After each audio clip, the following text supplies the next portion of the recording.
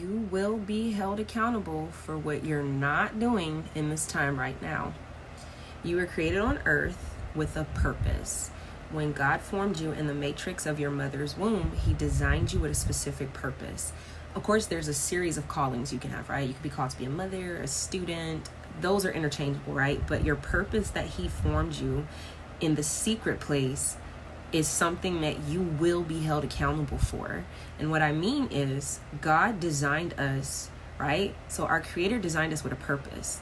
And if you're like a cup and you're never being used as a cup, you just sit on the shelf, and then when it's time to get rid of the cup, or the cup, it's just time for a brand new renovation or whatever happens with that cup, the creator is going to be like, such a shame. I actually designed you for a lot of purposes. You were supposed to hold coffee and juice and water and tea. You were supposed to be used by kids and adults. You were supposed to do all these things, but you just sat and went to waste. And that is essentially what it looks like for Christians and non-Christians alike when God designs us on earth to live out a purpose that he has.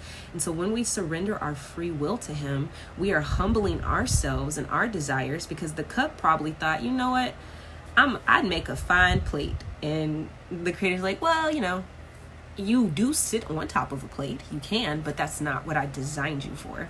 But let's say the cup is like, nah, I'm a plate. You got it all twisted. Don't you see? Like, you can eat stuff out of me and everything. And so I may be taking this visual just a little too far. So sorry. The point is, and what God was trying to say, in this like visual, is that whether you utilize your time wisely or not, will indicate your preparation. Let's say you know of a guy, right? And he is super intelligent, just like naturally smart.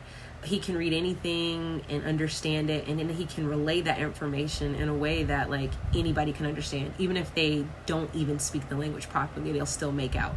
This dude is just super intelligent, like just super knowledgeable. But he spends his time in like useless debates, studying the wrong type of stuff, not really pressing into the matters of the Lord. And a natural disaster happens, and he and his family make haste, and they go to a different nation. They happen to have passports too, and they go to that nation. And when he's there, he realizes he was called to be a teacher for the Lord. So he notices that suddenly people are attracted to him. They're attracted to the things he knows, and because he didn't really press in during the time before disaster struck into the matters of the Lord and the affairs of the Father, he only has like a small component of insights into teaching people. So let's say as he's called to be a teacher, which is a leader, people start getting into arguments, there's contentions, and then he's not really sure or equipped or trained to know what to do beyond what he just knows, because he's a smart guy, right? And so the next thing you know, other things are taking place within that country he's not familiar with, spiritual warfare stuff, and people start passing away. There's like a whole bunch of bad stuff happening. And then let's say another disaster strikes and he ends up passing on. Now he's standing before the Father on Judgment Day. And the Lord is looking at him, and the Lord says to him, yes, I created you to be a teacher to the nations. And he starts, going through everything that took place in his life. Because when you stand before God, the creator, as the creation, he's not going to just judge you based off of sin in life. He's also going to judge you for, did you live up to the purpose of what I designed you for in the first place, right? It's kind of hard to envision that, but let's say that he's like, oh, no, I didn't.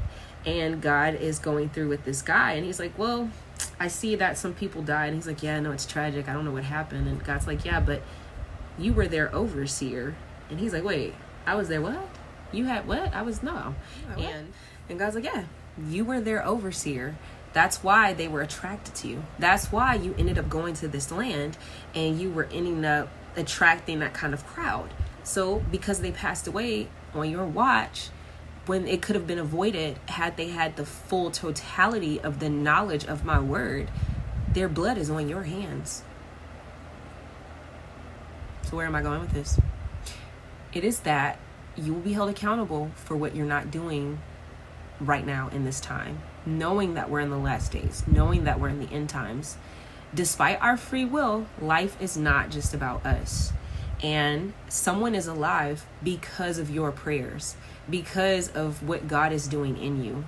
So don't downplay your importance or allow the enemy into tricking you out of time.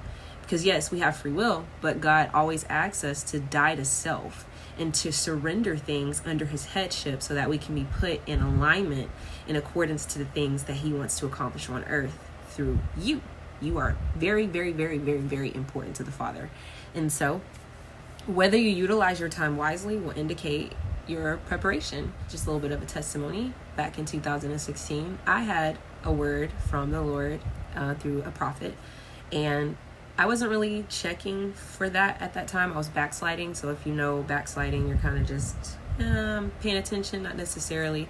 And this prophet told me, whether you're ready or not, in a few years, there's going to come a time where God is going to, you're going to be used by him.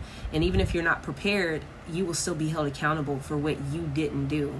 Right? And so that scared me, and I never forgot that, although I still have quite a testimony, but nonetheless, I never forgot that, because I realized that just like in the last days, there will come a time where people can't outrun or escape. And so based off of what you're doing now, based on what you do in the secret place, how you spend time with God, how you learn how to warfare, how you learn how to do other things that he leads. For some people, it's learning how to garden or farm or do different stuff, right? Whatever it is he's teaching you, you're doing that right now in preparation for the future. And that is the nature of our God. Every biblical great character has done things in preparation, despite sufferings, before they were put into the place of where they always were destined to go. And yes, free will can cause delays to stuff, but also the story in Matthew about the talents. When God gives you these talents, right? He designed you with things and a purpose, and you don't utilize them, he will call you a wicked servant. Whether you do it or not, like, you will be held accountable.